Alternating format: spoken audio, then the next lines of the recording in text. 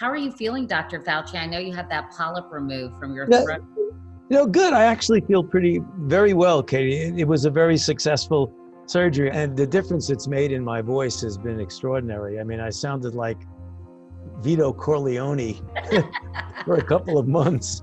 Well, we really need your voice. We need to continue hearing your voice, Dr. Fauci. And, I solicited a lot of questions from my social media followers, and almost universally, they wanted me to thank you for your service and thank you for the steady hand you've shown in guiding us through this crisis. Well, thank you. That's very nice of them. Thank you.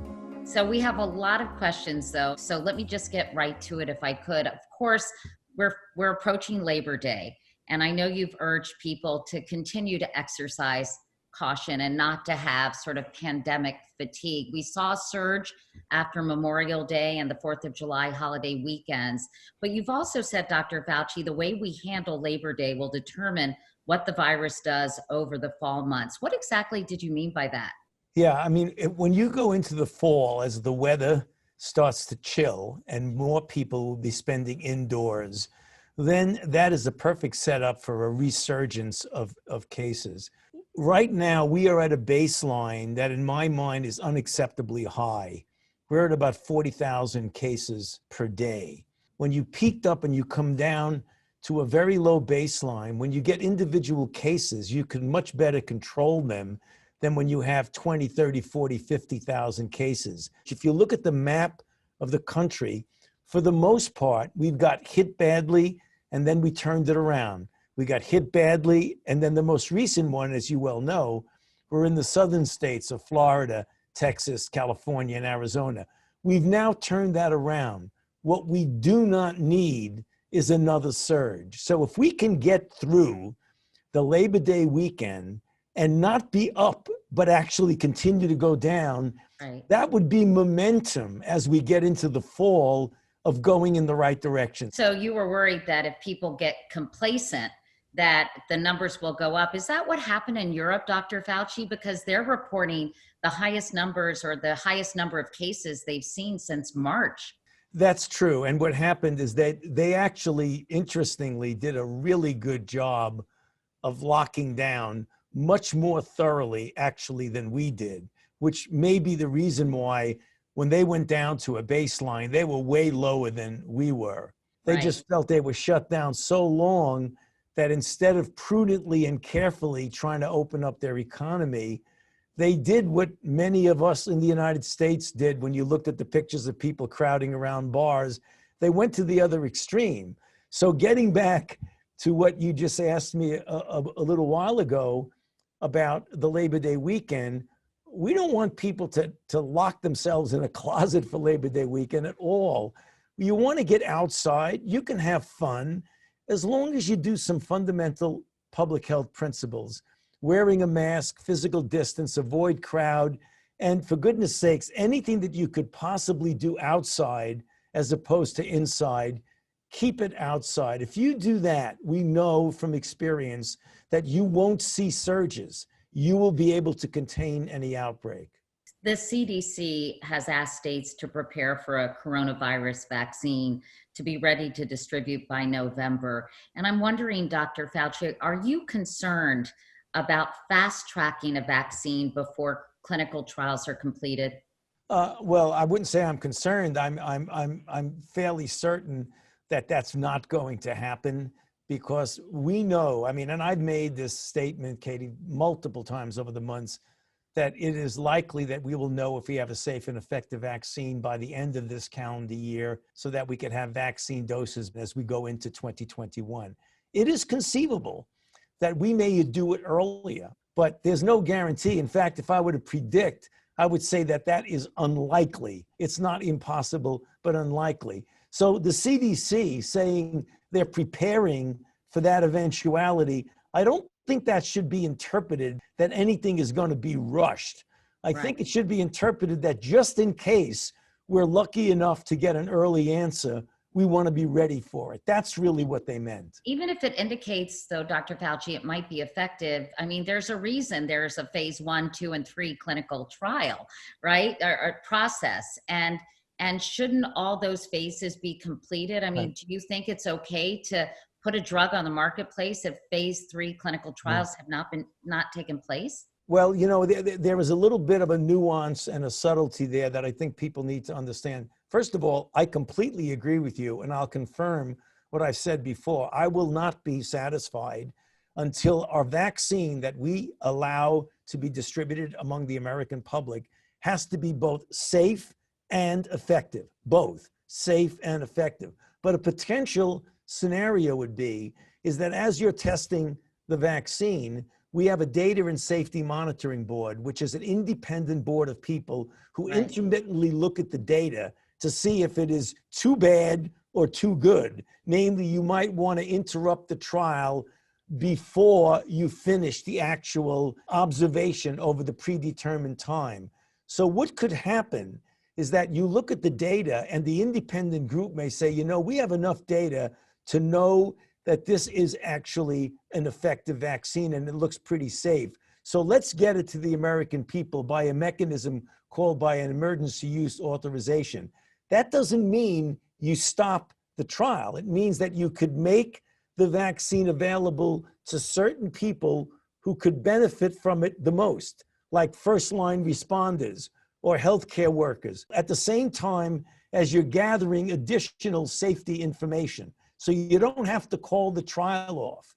But that would be a very special situation.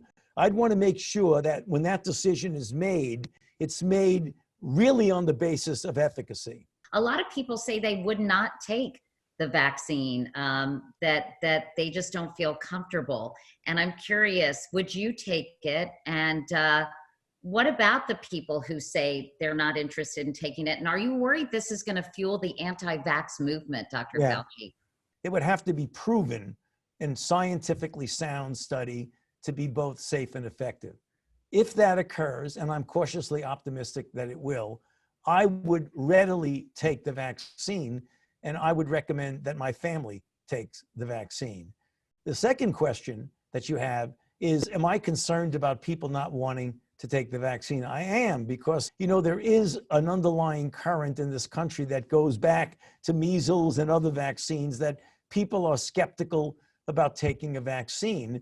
And I think the best way to get around that is to do good community outreach, be very transparent about the data, let all the decision-making process be open and easily discussed so people can see that when we say it's safe and effective, it really is safe and effective. And what are you hearing about it, Dr. Fauci? Obviously, you're talking to some of these companies. Are you hearing that it's very promising? Are you hearing that it's going to work on everyone? Will there have to be a booster shot? Can you give us some insight into Sure. those questions? Yeah, no, well, I'm very heavily involved in that, Katie, because at least a couple of the vaccines, we're very much involved in developing and implementing the clinical trial. So if you, for example, the trials that are in phase 3 now, particularly the Moderna trial and the trial from Pfizer, when you look at the phase 1 trial, now phase 1 is a relatively small number of people. That's Right. the reason why, as you said correctly, you want to go to phase 2 and phase 3. But in the phase 1 trial, I looked at the data very carefully, and it's published, that the induction of a response in the volunteers was really quite promising. It was a robust response that it was at least as good or even better than the kind of response you get from natural infection. And one of the tenets of vaccine development is that you'd like to do as well as natural infection does in inducing a protective response. So at least with that limited amount of data, I would say that I'm cautiously optimistic that we're on a good path to getting to where we want to be.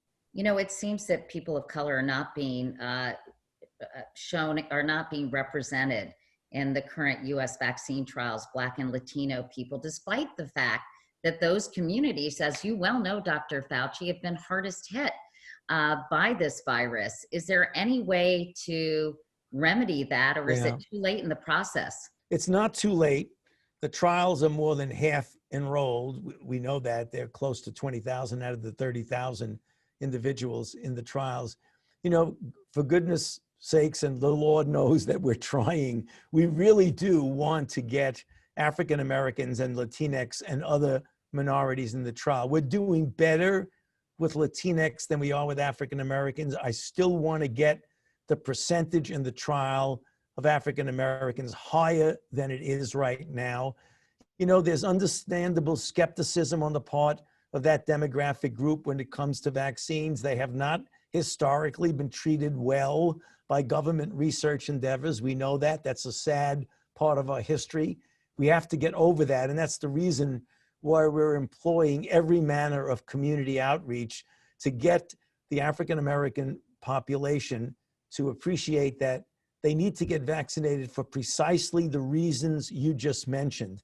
A, they have a greater chance of getting infected by the basis of the jobs that they find themselves in. It's much less likely they're going to be sitting in front of a computer. They likely will be in first line jobs where they're in physical contact with people. So they have a risk that's greater than the general population of getting infected. And importantly, when they do get infected, they have the underlying conditions to a greater extent than the rest of the population, which makes it more likely that they will have a severe outcome of infection.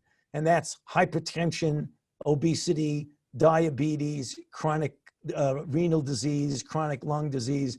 It's very unfortunate. Those are social determinants of health that are decades in the making. We can't do anything about that. But what we can do, apropos of what you just asked, is we can get them vaccinated to prevent that from happening to them. Are you concerned that the U.S. has decided not to cooperate with the WHO to equitably distribute this vaccine? I mean, obviously, I have been a proponent for decades of equitable distribution of vaccine. I think that is going to happen. And in fact, we will almost certainly, Katie, participate in that distribution to other countries, even though it isn't part of the official WHO effort. Because if you look at the dosages that we have pre-purchased, it goes well beyond the number required for the United States. So the end of the day, what's going to functionally happen anyway is that we're going to be participating in that type of distribution. You know, this has been such a stressful time, Dr. Fauci. I know you've addressed this in other interviews for parents and for students, whether they're in kindergarten or headed off to college. And I know that your alma mater, Holy Cross, decided to go entirely online after previously creating an in-person back-to-school plan. And I'm just curious, did you help advise the university? And is that an indicator in your mind that other colleges and universities should follow their lead? That's a great question. And it's really going to be different from university to university, depending upon the capability of a particular institution to be able to handle students who ultimately get infected. So, for example, several of the universities, some of which I've actually had the opportunity to be an informal advisor to, have a system where they essentially test everybody before they come in. Then they do intermittent surveillance testing. The critical issue that we're emphasizing now, that some universities have done it not optimally, and not, I don't mean to blame them, but now we know what to do, is that when the students at the university level get infected, you don't want to send them home.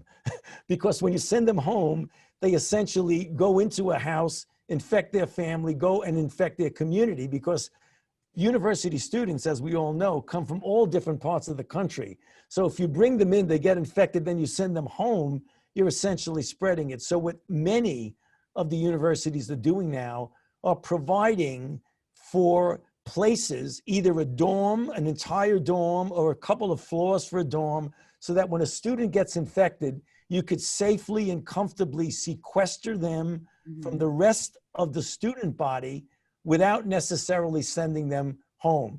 That's interesting. So the latter thing is actually as important as the testing protocol itself, to make sure you have a place to put infected students where they're not going to infect other students or return to their homes. That's exactly correct. And I think that's a really important point. You know, when it comes to K through 12, Dr. Fauci, it seems like there aren't clear procedures across the board for returning to in-person learning. And I just feel like through this whole pandemic, it's been so inconsistent. Yeah. And I realize certain situations call for different measures, but without kind of these broad guidelines, it seems like that could be a recipe for disaster, no? So I think one of the reasons for this perception of inconsistency, if not reality of inconsistency, is that we live in a really big country, and it's very heterogeneous with regard to the level of infection activity. If you look at the map, we have these heat maps, Katie, which, light up of it's red, it's green, it's yellow. Right. So if you're in a part of the country where you're what we call a green zone, which means the level of infection is really quite low, you can proceed with relative impunity in-person teaching in the elementary and middle schools with the children.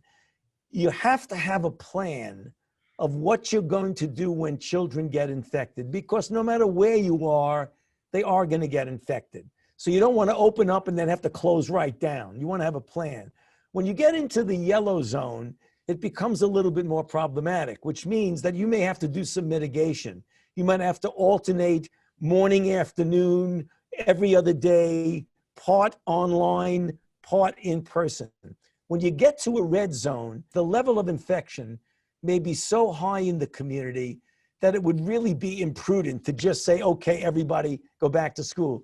And what we're seeing, Katie, is something really interesting, is that the parents and the teachers are really talking with their feet. They're not showing up. They're saying, I don't really want to go in to a school in a red zone when I'm a teacher that might have an underlying condition. I'll do it by virtual, but I don't really want to come in. And that's what's actually happening. You can understand that though, right, Dr. Fauci? I totally empathize with them doing that. I mean, there's no doubt about that.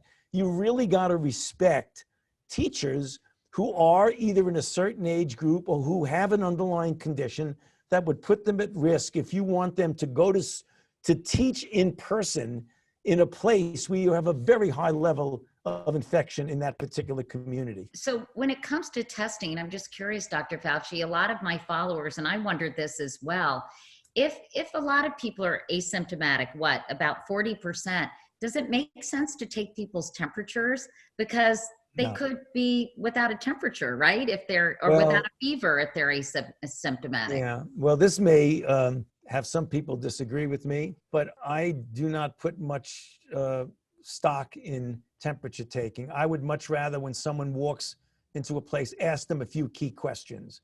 In fact, right here at the NIH, where I'm sitting right now, and out right across like 100 feet from where we are right now is the NIH Clinical Center Hospital where I work. We got rid of temperature taking going in right now. We just ask questions to screen people for the simple reason of what you exactly said about asymptomatic, but also the inaccuracy sometimes of temperature, where you put something next to somebody's head, particularly if they come out from outside when it's 93 degrees outside. You can get some false positives. The government, as you know, is sending out an estimated 150 million Abbott laboratory rapid COVID-19 tests. Can you just give us some insight about the effectiveness of these fast COVID tests? Yeah, they're good. Yeah, they are good, Katie. I mean, you take a nasal swab, you stick it in a little well, you put the card down and it reads out with the band. It's not only quite specific, like 97.2%, it's 98.5% sensitive. Wow. That's pretty good. That's good. How worried are you, by the way, about flu season and about handling both a flu epidemic and continuing to deal with COVID-19? Well, what I'm hoping for is two things. One, an extension of what you and I spoke about a few minutes ago about, as we get into the fall, do it on a downslope of COVID as opposed to an upslope. But the other thing that I'm hoping for is that the very public health measures that have been targeted to COVID-19 are going to mitigate the impact of a flu season, namely masks, distancing, avoiding crowds, staying outside to the extent possible, particularly as we get into the winter, and washing hands. But having said that, I just want to make sure we're not discouraging people from getting flu shots, Dr. Fauci. Absolutely not. As soon as the flu vaccines become available right here on campus, I will be first in line to get one. And I encourage everyone 6 months of age or over to get a flu vaccine. What do you think when you look back at this whole unique chapter in our history, Dr. Fauci. What do you think the government could have done better? What were the lessons learned, and what might have been done faster and better to really keep the number of Yeah. cases and sadly mortalities down? Well, you know, having been in the position I'm in now for the last 36 years as the head of this institute, I had the opportunity to be involved in a number of outbreaks, from HIV in the 80s, you know, to pandemic flu in 2009, to Zika, to Ebola. You could always say you could have done something better. So, I mean, the blanket answer to your question, and I don't mean to be facetious at all, Katie, is we could have done everything better. You know, a little bit better. You could always do better. I mean, should we have shut down earlier? Well, retrospectively, of course. But if you turn the clock back and say, when we had one infection in the United States at the time that underneath the radar screen it was spreading, when we had one infection, if we had called to shut the country down, what kind of response do you think we could have had? Optimally, it would have been great. If we shut it down then, we likely would have avoided a lot of infections. But it wasn't really feasible to do it. So in some respects, we could have done better by doing that. But in some respects, it likely would not have been feasible. So, I mean, as a health official being involved in this, you know, I'm humble enough to say we could have done a lot of things better, but it's just the way it is. We need to look ahead. And maybe not closing down the country, Dr. Fauci, and you know, early on when there was one case, but certainly, you know, in March when the Right. cases were climbing dramatically, and the month of February, perhaps more could have been done as you watched it True. pick up. I mean, that must have been really, really worrisome for you as a public health Of, expert. of course it was. I was pained. I was pained. I mean, also, we could have done much better with testing, Katie. I mean, our testing situation early on was not optimal. It was just one of those unfortunate glitches that was technical that led to the having to recall a number of cases and losing the head start that we'd have liked to have gotten. Well, I know that you've said that humanity has, quote, entered a pandemic era, with the coronavirus outbreak likely just the first of accelerating epidemics to come. Just so we can end on a positive note, Dr. Fauci, can you explain what is driving this new era and what we might expect in the coming years? Yeah. Well, I'm pleased to see that you read my paper that I wrote in Cell. Scholarly, Katie, very Well, good. I do know a bit about medicine at this point, Dr. Fauci. I'm very pleased to see that. That's a scholarly paper. What we said, my colleague David Morens and I, in that, it really is a reflection of how we as the human species interact with our environment. Because if you look at the outbreaks of new infections, particularly new viruses, 75% of them are zoonotic, or infections that have jumped species from an animal reservoir into humans. And the kinds of things that perturb the animal-human interface are major drivers of outbreaks. You know, it was HIV from a chimpanzee, bushmeat, slaughtering them, getting it into the American population. It was influenza, where you have chickens and pigs and people in the agricultural situation that you usually see in the Far East, particularly now, even with COVID.